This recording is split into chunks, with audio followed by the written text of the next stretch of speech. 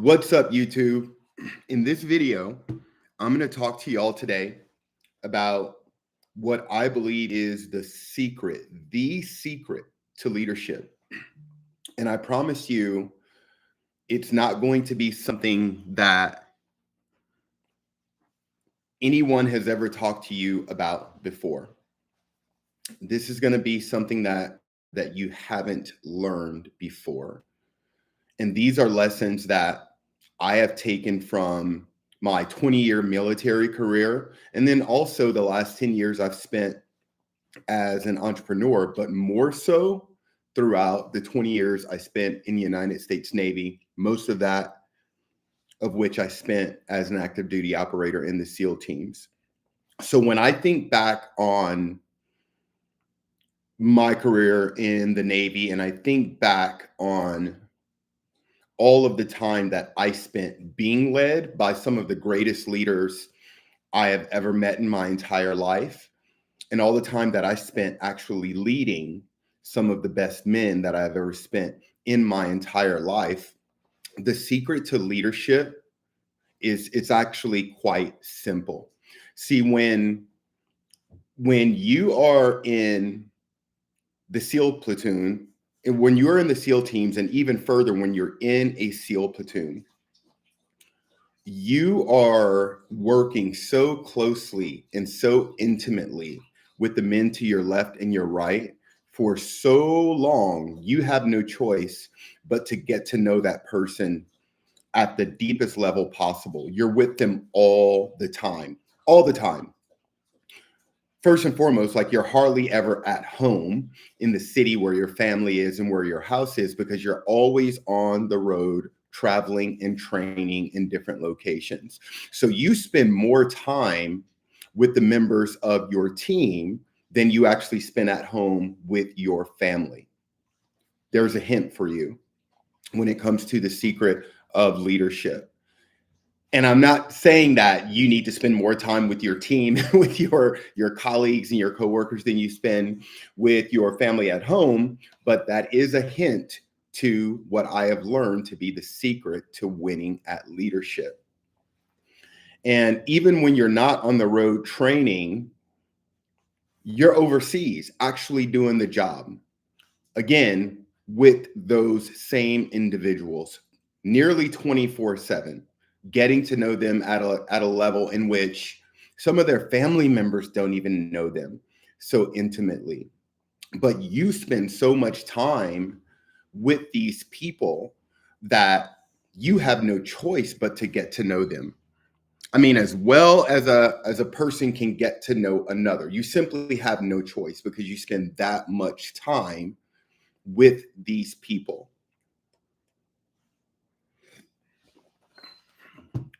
And in a lot of cases,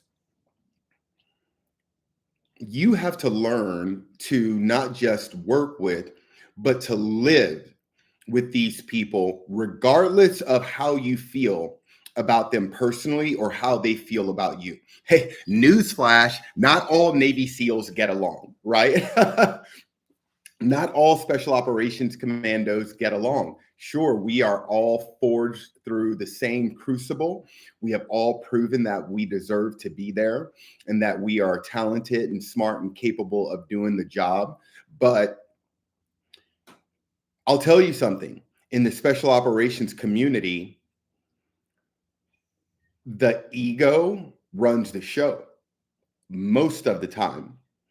And I'm not saying that pejoratively about my community. It's just that this is a community that is harnessing the power, the collective power of the most elite human beings on the planet, the most aggressive, the most capable and intelligent and motivated human beings on the planet. We are ego driven human beings. That's the only way that you can get to that level. I mean, you've got to have the heart of a lion. You've got to have faith and belief in yourself, unlike anything anyone has ever experienced. Your ego is leading the way, the entire time, especially when you're going through budge training, or the Q course for the Army or the selection course for the Marine Corps Raiders. It's nearly all ego that is driving you through that. Like, hell no, I ain't gonna quit. Yes, I'm cold, but I'm not going anywhere. Yep, I'm in pain and I'm hungry, but I'm not going anywhere. I'm not gonna let the men to my left and my right down. So you end up, spending a significant amount of time in this community that is full of alphas and ego-driven individuals. Therefore, ego runs the show a lot of the time. And boys will be boys, right? So we have arguments amongst one another. Sometimes we get in fist fights, like brothers do. Sometimes brothers get in fist fights, and then they go out and they have a drink later and they laugh it off, and they're back to being as close as they're supposed to be. I'm giving you another hint right there. And again, I'm not telling you to go get into a fist fight with your colleagues or one of your friends because you want to be closer to them. I'm simply telling you how things are sometimes in our community and how it results in me having a deep understanding of what I believe to be the secret of winning at leadership. But not all special operations commandos get along. Sometimes we fight one another. Sometimes we fight one another hard. So it doesn't matter whether we like one another or not. Can you be professional enough to put that aside, put your ego aside, and work with this person anyway, in the utmost professional manner? Do you have the ability to put your ego aside, and even though you don't like this person, serve that person at the highest level possible, right? And in a manner that is pleasing to your heart and your spirit and your soul? Do you have the capacity to do that? Because that's what being a professional is, and that's what you're expected to do in the special operations community. It doesn't matter whether you like that person or not, right? See, that's one of the reasons why I thought, and I still think that it's so horrible that Charlie Kirk was assassinated based off people not liking what he had to say or liking how he felt. Like, people killed him for that. That is so horrible and hellacious in so many ways. Like, I'm not even going to take us back down that rabbit hole. But imagine if that's the way we operated in the military. Well, I don't like this person, so I'm just going to kill him. Well, I don't like this person, so I'm going to toss a grenade in their hooching and run away and kill them.